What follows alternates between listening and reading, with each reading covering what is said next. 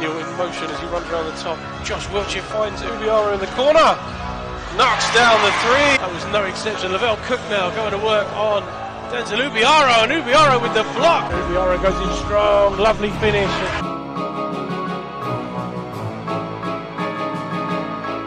There's felt injuries and some rotation in that roster.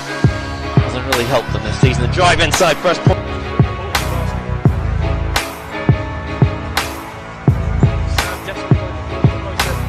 Yeah, but just let the people know, who you are, what you do, just to give them a brief insight about you. Yeah, so like Rodney said, name's Denzel, from London, playing the BBL right now, first league in Britain, down in Plymouth. Also studying in Plymouth as well, at Marjon University, doing sports therapy. Yeah, that's just a little bit about me, really. Professional basketball player, uni student. Yeah, okay. Okay, quick question before we do dive into it. A question I usually ask, so we'll switch it to both. So what player in the BBL and what player in the NBA is your favorite to watch or favorite few players? Okay. So we'll start with the BBL. I think one of my favorite players to watch is Justin Robinson.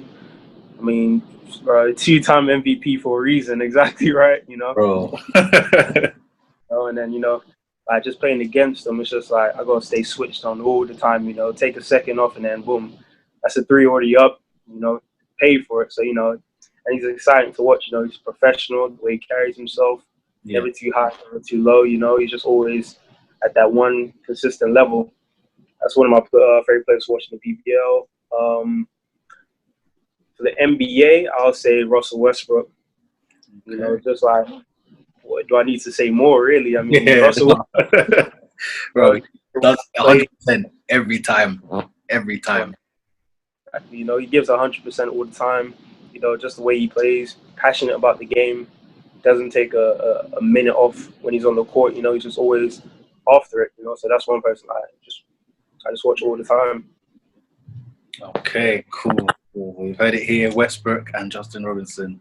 Yeah, nothing to dispute there. Those two players as well, very cold, very, very cold. Yeah, but just seeing the way they put the work in, and it's nuts, man. Like you can probably see the craft that they've put in. Okay, so so from here, basically, so just sort of tell me about your journey and experience with basketball. From where it started to how you got to where you are now. And, just let me know the details. Yeah, so don't know if you can tell by the accent. My accent is a bit weird. London American, it's just an off accent. But I originally grew up in America, Atlanta, for about 4 or 5 years, then moved to Texas for like around 4 or 5 years. And it's where in Texas where I first started playing basketball. Yeah. Funny enough, I used to hate playing basketball. I used to hate it with a passion. It was weird, but like my first love was like American football. I think because I was like a bit of an aggressive child, so I was just like, let me just hit people. But my friends, they kind of encouraged me, you're like one of the tallest guys in school. Might as well try for the middle school team. So middle school in America is secondary school, basically. So they said, might as well try out for the team. Tried out for the school team and ended up making it on there. And then ever since then, just grew like a passion for it, just the culture of basketball, just how it is. Yeah, it just started to grow a passion for the game, really. And then played in school for a year, then whole family moved back to London, and then that's when I joined the Peckham Pride team. The coach there, a few other guys joined the Peckham Pride team. That was under 12, 13. That's when I joined, and then just started from there, really. And then come under 16s. Well, at the end of my under 15 season, moved to Westminster Warriors with Coach Jackson. And that was the time where they had a stacked Westminster team. I mean, GB internationals, dudes that are in America right now. Cavell Bigby, like he's in the G League affiliate teams right now as well. So all those guys, they were on the team. So just being in that environment was like, I gotta surround myself around those guys. Keep getting better and better. So I can just be in their shoes one day. And then from there, was there from under 16s to under 18s, and then under 18s. Between the age 17 and 18, I was at City of London Academy, Basketball Academy, Cola. Yeah, a few other guys there as well. Again, that are in the States right now. Was there for 2 years, and then moved to junior college for a year in Iowa called Marshalltown. So I did my little 1 year college stint, but I had to come back, had to get surgery on my knee. The forbidden 3 letters, ACL, that happened. Yeah, I know, it's tough, proper tough. Yeah, happened. And then got surgery, and then I considered, finishing up my university degree here and playing like a high-level basketball. So the team that offered that opportunity was Plymouth Raiders, because they was able to offer a scholarship and like a spot in the professional team. And in my eyes, it's like, well, professional level basketball and a university degree on a scholarship, that's almost like America in one, essentially, just here. Exactly. So, take that opportunity to go after it, really. So, and that's where I am now in my third year of uni. I enter my 4th season of pro basketball, which sounds crazy to say out loud, really. But I'm only 23 and 4 years playing pro basketball, so that's my journey. A few years. So a few things there. The first one, which I ask is, how did the ACL injury happen, and and then sort of how did you, get back from that and work your way in, recovering from that? Yeah. So it was during a scrimmage down at the Regal, just in Kennington. Just during the scrimmage, real competitive scrimmage. Everyone was just going after it. And I just remember just making one move and like doing a jump stop into the lane, and then just literally just felt like a pop in my knee and just an excruciating pain. And I was just like, whoa, like what is this? Like just a weird feeling, burning feeling. And then me maybe being optimistic or naive, I was just like, I probably just sprained my knee. So obviously like kind of tried to walk, and I was like, nah, I'm not walking anytime soon right now. So I had to get MRI scans, doctor's appointments, and then they was just like, oh yeah, you did like rupture your ACL, and you'll need to obviously undergo surgery if you want to play basketball again at a high level, and then rehab as well. So that's kind of how it went, really. But through that process was obviously like mentally tough, because you're just away from the game you love and kind of have to take that back to see what everyone's kind of improving and working out still. So it's just like, oh, I'm kind of behind right now. But with my mentality, it's like, okay, well, I can't necessarily get on the court and hoop as much as everyone else, but I can still study the game. So I just definitely use that time to, just watch tons of films, on like just basketball plays. So I'm more big on the European style of basketball, I feel, like Spanish type of basketball, ACB leagues, Germany as well. So I just watched tons of those types of films and just really try to just educate myself as much as possible in the game, just mentally get stronger with the game of basketball. So that was kind of my approach with it. And then just realizing, like, looking up to dudes like Derrick Rose, suffered ACL injury, still in the league. 2 ACL injuries, I think, still in the league. I think people even forget. I forget sometimes. Russell Westbrook, he did his ACL as well. Yeah. Tabu Sapolosha. The list goes on with like dudes that have injured themselves with the same injury as like myself. Obviously, like they've got millions and millions of dollars, so they can tear their ACL today, be back on court tomorrow. But it's just still the mindset behind it of hey, just go keep going. Like the saying, marathon continues. Just go keep going. Just slow build, slow progress, slow rehab. Just go keep going. So that was kind of my whole mentality through it all. Just to keep going day at a time. And then sooner or later I was back on court. Jumping, shooting, everything again. So that's how it is. Yeah, it's really good to hear how you use that time, because a lot of players as well, when they go through injury, obviously you go through that kind of dark phase where it's like, yo, what am I doing? But then, using that time to study is exactly how you want to play and how the style of play you like, and, watching all those games, the German leagues, the Spanish type of basketball, just studying the game is so important, because there's so much film can do. It can do so much for you, just realizing certain things, and it can take you from a certain level to a next level. So, yeah. The second question I was going to ask is, kind of a two-part question. How are you finding balancing, balancing, education and the BBL, and how has it been playing in the BBL for the seasons you've been in, 4 seasons? Yeah. So really, like when people ask me that question, it's just the best way to say it is essentially having 2 full-time jobs. University is intense. You have your first year, learning the subject you're trying to do, just trying to get on board with the workload of coursework that's given, exams, essays, and stuff that you have to do. Just getting on board with that. And then second year raises up another level, so you have a more higher workload. And then third year, dissertations and more workload you have to do. And then my course that I'm doing, I have to do clinical hours. So I'm having to give like therapy massages, rehabilitation programs, strength and conditioning programs. So it's even more like of a practical input that I have to give in.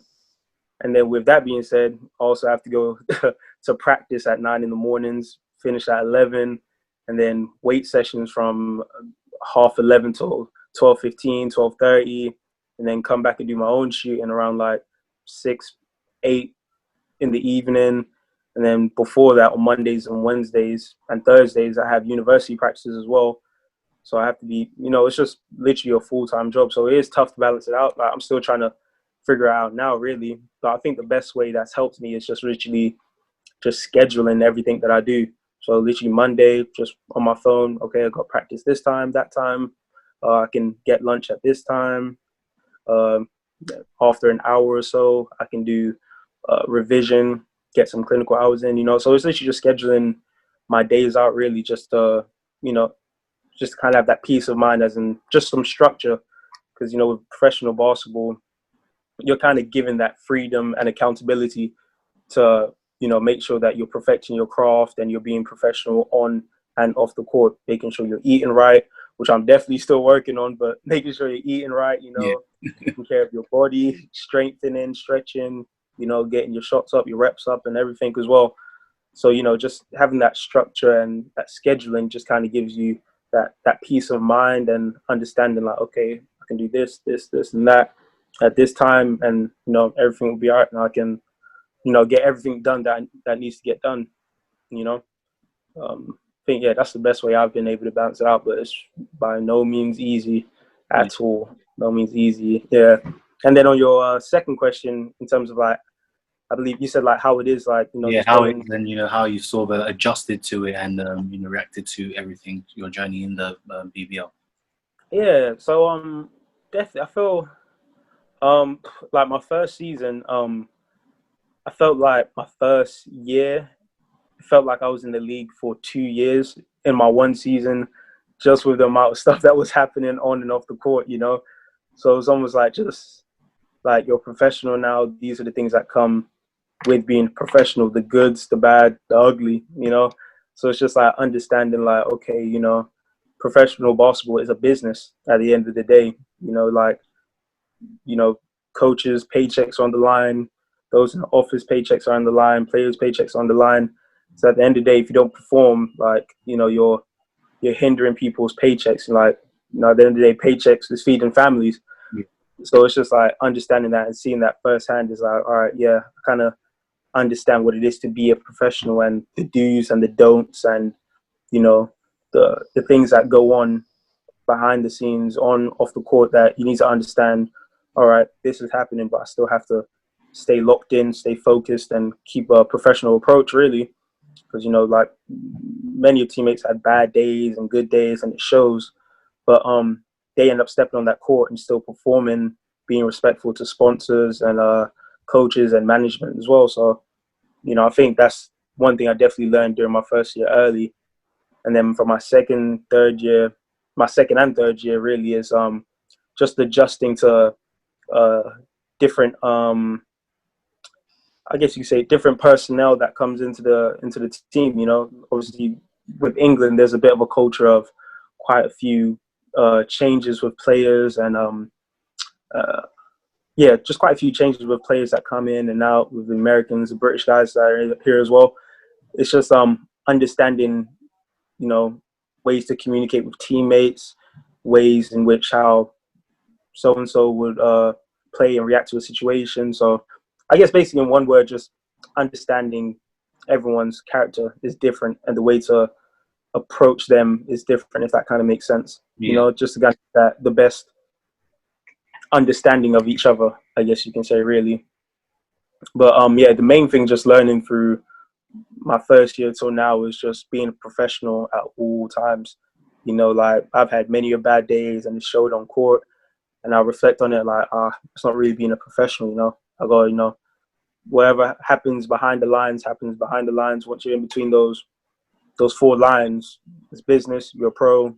Be about your business. So I think that's the main thing that I've really started to understand and to keep growing on as well. Really, yeah.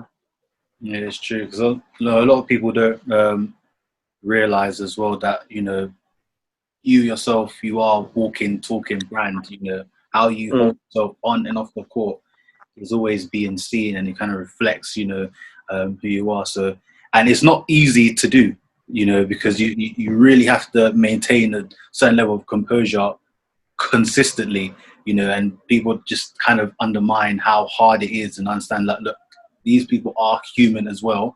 So yes, they keep composure and stuff, but they still have, you know, human nature, you know, and especially with media, there's no, with the media, there's no, oh, you know, I know you're having a bad day. They're there 100%, like sharks waiting.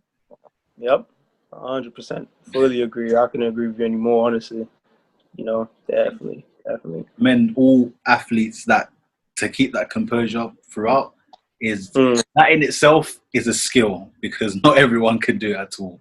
Definitely. Yeah, I've seen comments online that's, you know, attacks that's kind of been against my teammates and stuff like that, and it's just like, oh, I really could say something, but I gotta remember, you know, like I gotta be professional for my teammate and my guy, but I gotta make sure, like, look, I see this, I got your back, cool, but you know, we gotta keep pushing forward because we're above that. You know what I'm saying? Even my partner as well, she's seen stuff that people have said online about me in a sense, and she's just like, Denz, I can really say something, I can message, I got your back, and it's just like, don't worry, we're good. You know what I'm saying? We're gonna keep moving forward, keep pushing, we're all right, don't worry. Yeah, you know? A lot of the times people, like, is crazy because when they say things, a lot of the times is all for attention as well.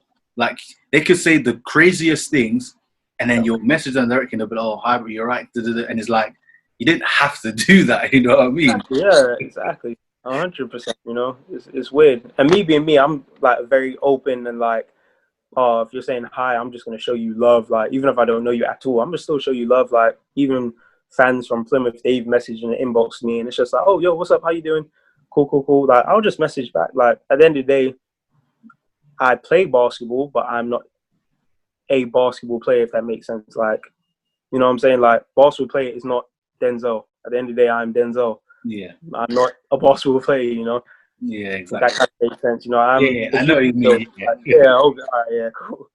But yeah, you know, I'm still going to react as a human, you know? Yeah, exactly.